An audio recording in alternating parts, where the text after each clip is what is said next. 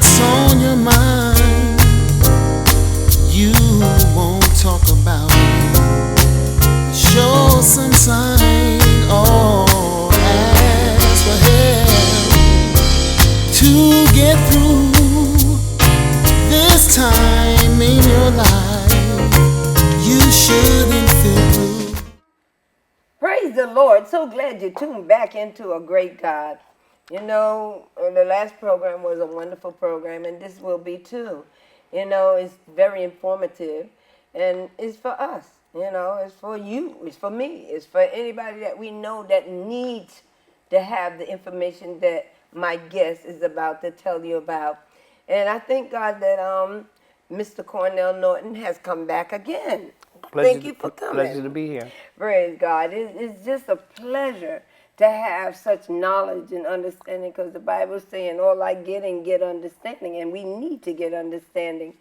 And the thought today will be coming from Matthew 19:19. Say, honor thy mother and thy father, and thou shalt love thy neighbor as thyself.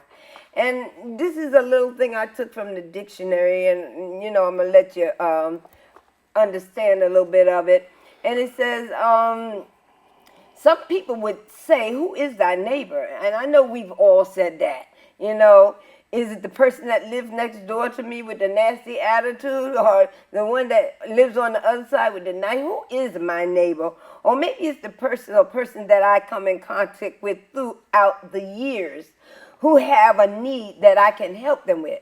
The dictionary says our neighbor can be one that lives near one, or a person who shows kindness or is helpful towards the least fortunate neighbor. When kindness is shown, it gives hope to individuals and understand that troubles don't last always. Am I right, Mr. Norton? Yes. Trouble do not last always.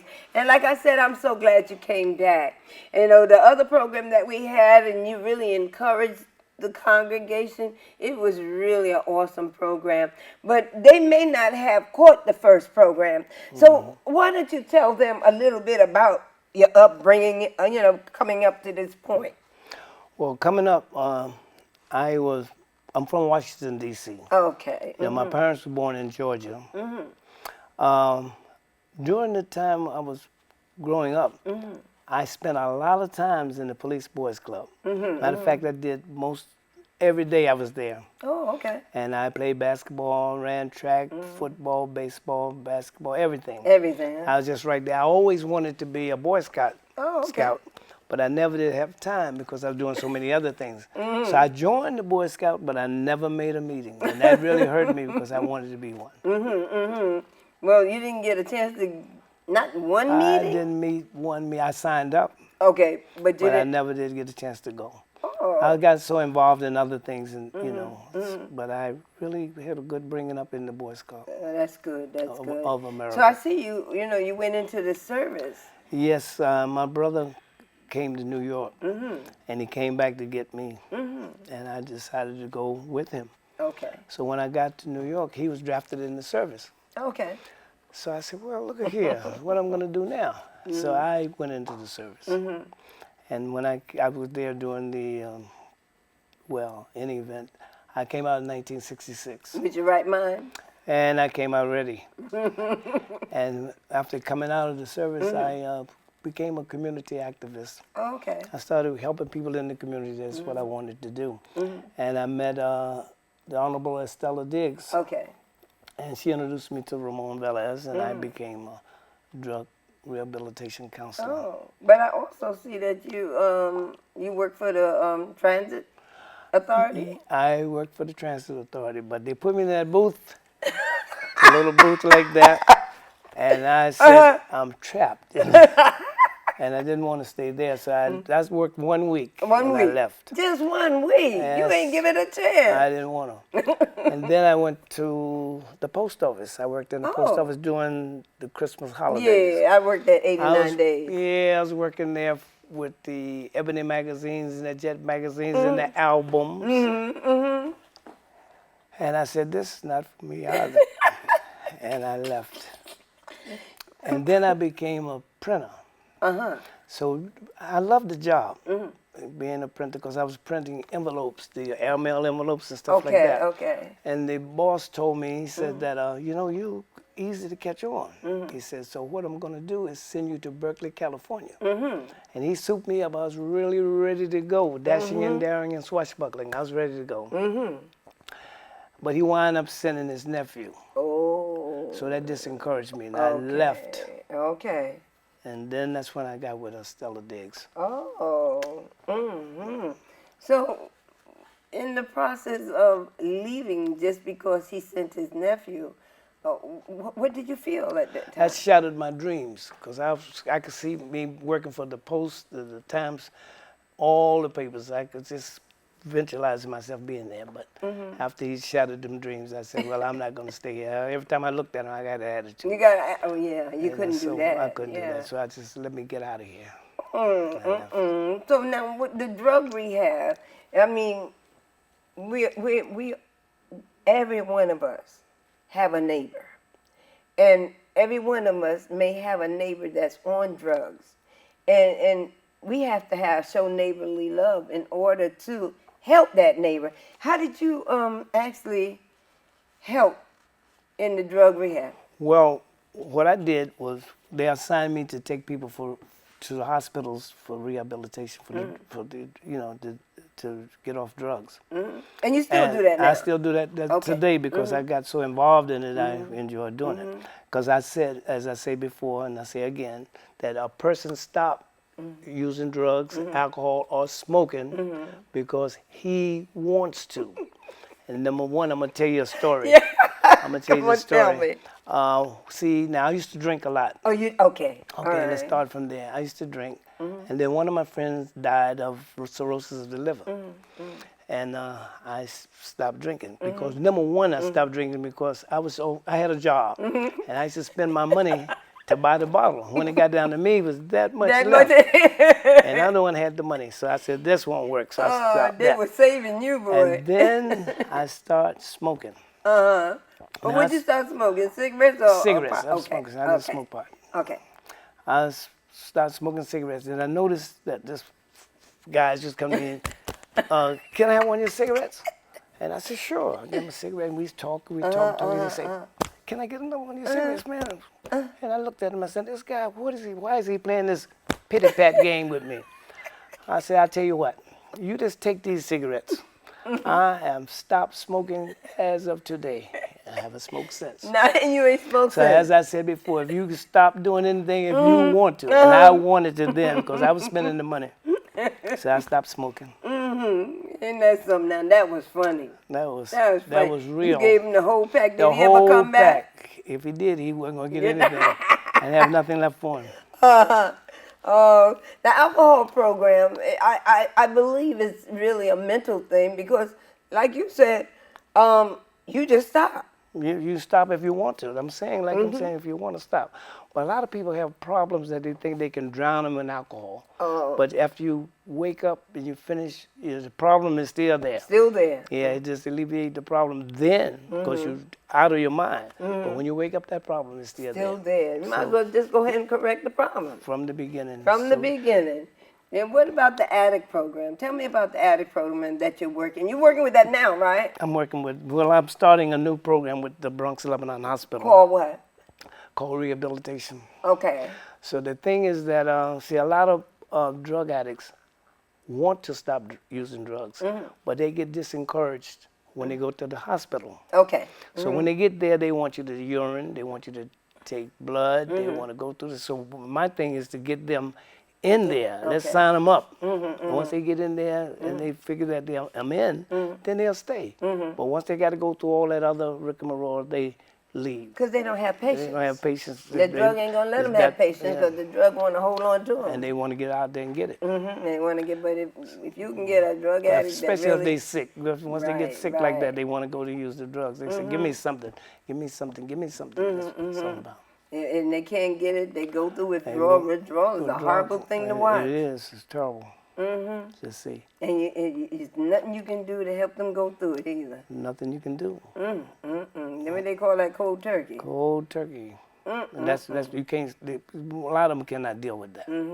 But if they go to a hospital They have and withdrawal they're admitted, symptoms. then they can be helped. Oh yeah, once you get them in there, that's why I'm using this program that I got, that I'm working with rather, to get them in the hospital. We can do wonders once you're there, but you can't do anything if you're not there. That's true. That's true. But I see you have a lot of different Resources? resources that you can help. Yes, You know, and I use all the resources yeah. throughout the community to help people in the Tell community. us a few of them that's on your list. Well, on the list here, I got computer centers, community school boards, emergency Department of Education, the precincts, all your elected officials. See, all this is needed for people Yeah. to deal with in the community. Right, right. So this is where I use my resources to help the people in the community. Well, what is the number that they would actually call you in order to find out if you could help them? 917-592-6458. Praise God. That's nice. That's good. That's the heart of God reaching out to other individuals. Well, that's good. Well, now tell me a little bit about this new program that you started. You said something about bringing men back to their children and. Oh, that's the. I'm sorry to cut you off, but that's the Father's program. I didn't start it. Oh. Abraham Jones started the program, and then it was just he and I. Okay. So I was the recruiter, and he said, Mr. Nolton, I say, I want to start this program. I said, would you help me? I said, sure. I said, but explain to me what it is. Okay. He said, well, we're going to get fathers back in their children's lives. So I said, well, what do you want me to do? So he said, I want you to do the recruiting. I said, recruiting? I said, I've never done that before. He says, well, he sent me to prisons. He sent me to family court. Okay. He sent me to hospitals. He sent me to probation officers, parole officers, and schools. Okay. And throughout the community. Okay. So I learned actually on my own. That's that neighborly love, That boy, for is, you I to go got- ahead and do it. Yeah. I got it together. Then we had about 25 males, and we got just 23. About 23. About 23 of them did well. But what we actually done was to become mediators actually for families. Okay. You know, because visiting rights, a lot of these guys didn't have visiting rights. A lot of guys had kids, but they never seen them. They was paying child support, And never but seen it's their not seeing the kids. So we had gotten these programs together, like taking them to the zoo, taking them to carnivals, taking them to plays, taking them to the movies, taking them to baseball games. Okay. And then after the fathers got with the kids, they found out that they had something in common. And some of them still there. But tell me this: how do you deal with the women that don't want the man to see his child, but yet he's paying child support? Okay, now that's where the mediators come in. That's when we get the families together. You know, he and the wife to talk over his rights. And then after that didn't work, we went to court. I went to court with them. And then got them visiting rights. Visiting rights through the court. Through the courts. Oh, that's good. You know, That's good. Matter of fact, I became a process server also. Yeah. I've done it all. Commissioner D's, a process server. Yeah, What I else? became a process What server. didn't you do? I don't think what I didn't do. But I really enjoyed getting these fathers back together with the kids because, like I said before, the fathers is the key to the family. Yeah. And most of these kids had no father figure in their lives. The mothers had to be the mother and father. Right. But for the fathers that wanted to be there, some of the wives didn't want them there. Yeah, and that's So not that's fair. why we went to court. So that became successful. Matter of fact, it's still going on as of now, and it's been 15 years. Wow, 15 and years it's now. still going on now? So now we got the Young Fathers Program. The Honorable Reverend Abraham Jones got the Young Fathers Program, and it's wonderful. We just gave awards last week. So what do they teach in the young fathers? How to be a program? father. Give me a little bit of example. Well, one thing is that a lot of kids, example, didn't know how to tie a tie. Okay. So the fathers had to teach them how to tie a tie, to be courtesy, you know, thank you, no thank you, this, that, and the other, and respect women and respect your elders. Right. So there's a lot of things that fathers can do Oh. to help to be a father. So they actually teaching them how to be a man. How to be a man. You got to learn how to be a man before you can Before be you the do father. anything. There you go. Well, that's good. That is good. So it's been lasting for about 25 years? About 15 15 years? years. Wow. How do I get in, contact with you for this program? Same number that I gave you, or you can call 538 588 1000 Okay. and ask for Mr. Abraham Jones or myself. Okay. And I'm there also. Yeah. And if not, they can get in touch with me. They will let you know how we can get the young men into the program. And you've gotten a It's lot a of wonderful program. okay, and And a lot of young successful. men have That's the main word. successful program. Successful program. Wow, Father's program. Now, what do we do to help these seasoned men that's going through the same thing, paying child support, but not doing nothing with their kids? That's why we have the program. We have mediators who can come there and talk to them with the wives or the girlfriends and the children. That's why and we the have children. And the children. Because see, we have visiting rights. We do that there, you know, where they can come in and if they have to do 2 hours with the kids. you know. Okay. Because they're needed. They're needed. needed. But these fathers need to be back in these children's lives. Right. And I just can't understand. With they out there with no direction, you know, some of them. That's why they go to drugs and they seeking approval. That's they right. want to say, "Oh, my son." They're looking for that. Yeah, and see, like like I said before, I think that these kids want jobs. So I got 280 jobs this summer. So the kids can buy their own sneakers. Okay. You know, because they help the families out by working, and they want to do it because they don't want the shoes that they probably would get. The skips, right? And now the other kids say, "Ooh, boy, look at there." So that's what they're doing. So we try to encourage them to save money also. You know. Well, that's a blessing. That's a blessing what you're doing. What about the senior advocate? What do you be doing with this? Well, what I do with it as a senior advocate, like I'm a notary public, I do paperwork and help out with that. But usually on every Sunday, I go to nursing homes. That's neighborly love. I mean, it's the thought, Sunday. neighborly love. Go ahead. I always say that's it. my ticket to get in there. That's a joke. So. But I enjoy doing it because I noticed that some of these people in the nursing homes, they got sons and daughters and cousins and aunts and nieces and nephews that nobody come to see them. They just there, you know, just dwindling away. So my thing is to be all I can be and do what I do. That's true. I know when my mother was in a rehab, she was, had trying to get her back together with this sugar and stuff. There was a woman inside the rehab in her room, and they used to treat her so bad. And I was waiting for her family to come. That's why the families got to and they didn't come. The lady started yelling, "I'm not an animal, you know," and that really touched my heart. Made me feel bad because they need their family to step up. They've known that some of these caretakers smack them, hit them around, beat them. Sure do. So families need to get involved. That's why one of my pet peeves is to try to get families back in there to see these people in these nursing homes. Because you got them 89, 90, 95, just there. Just there. You know? So when I go, they're glad to see me. "Oh, Mr. Nolton, how you doing?" And I say, "Hey." And I take them down to bingo. I say, "I'll be back to get you." You know? And I really enjoy doing it because I got that from my mother. She's so happy that I was doing it when she was alive. Say, "That's good that you're doing that, son." I said, "Thank you, Mama." Tell me about some of these committees you're on.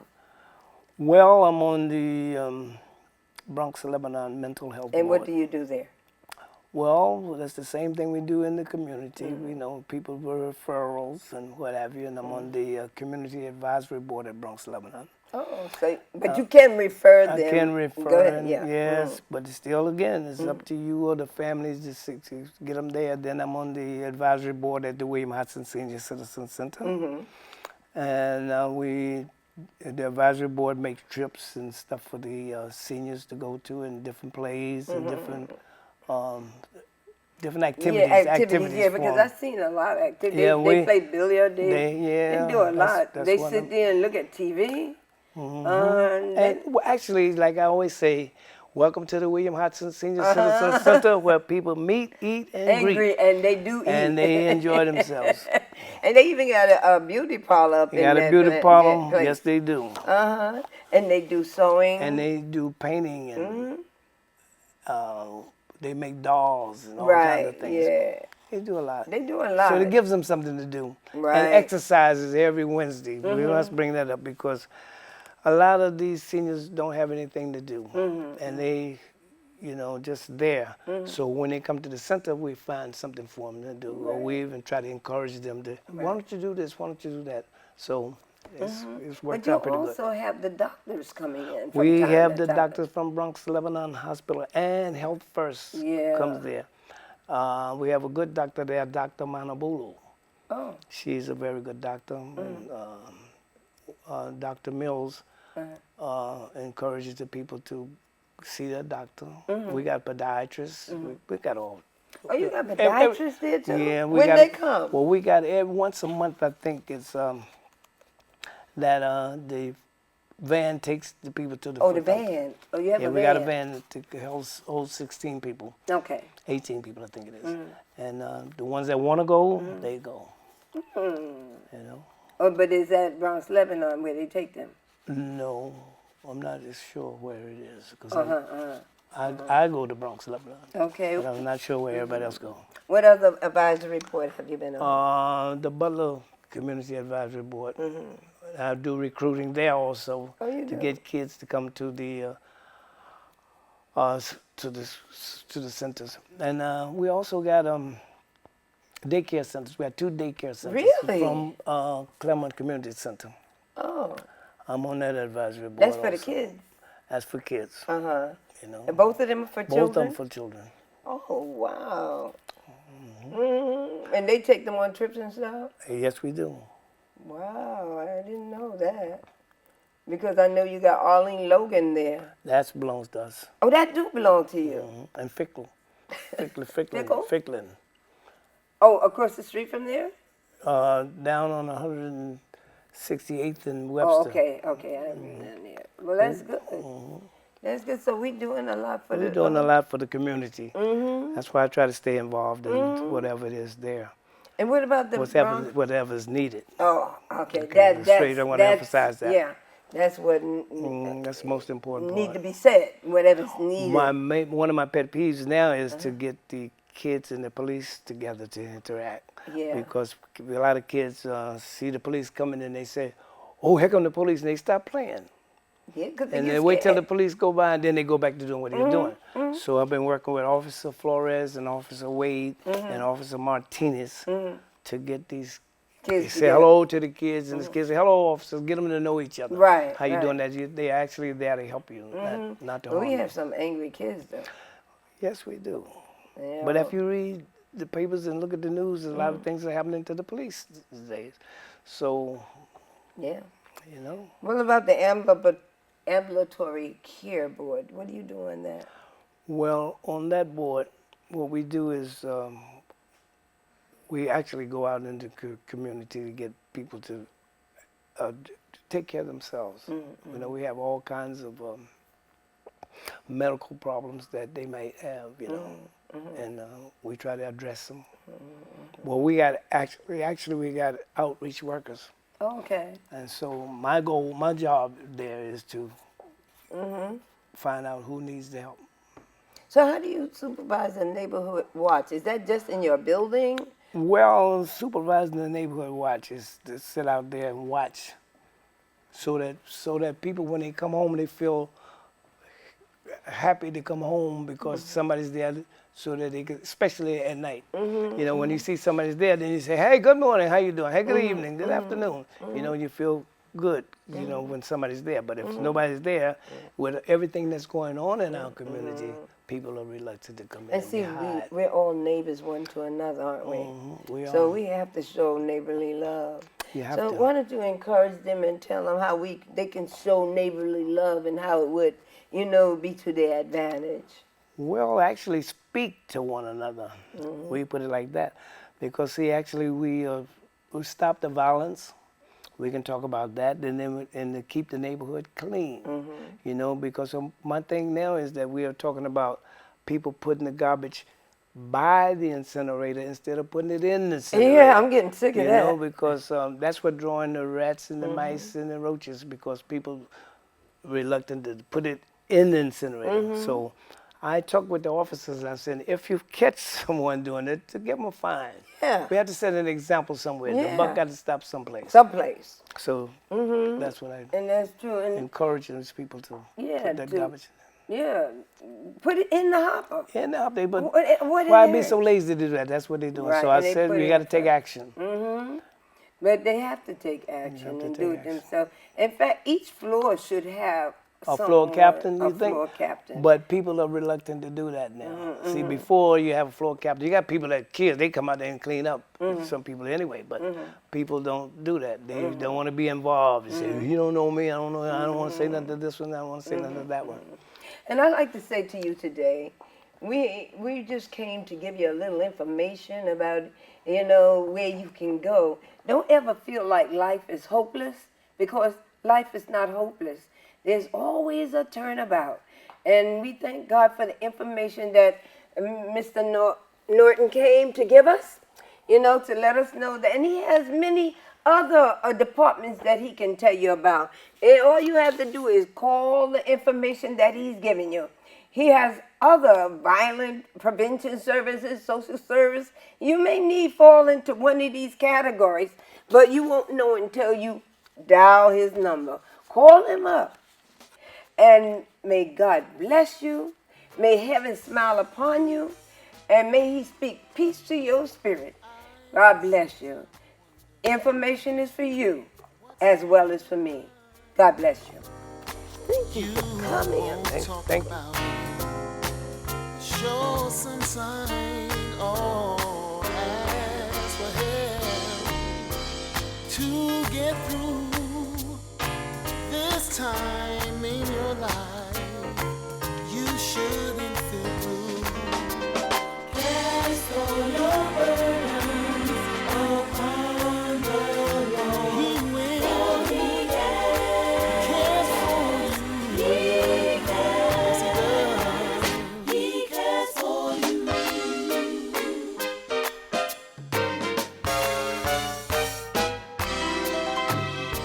You are only defeated when you believe your way is right.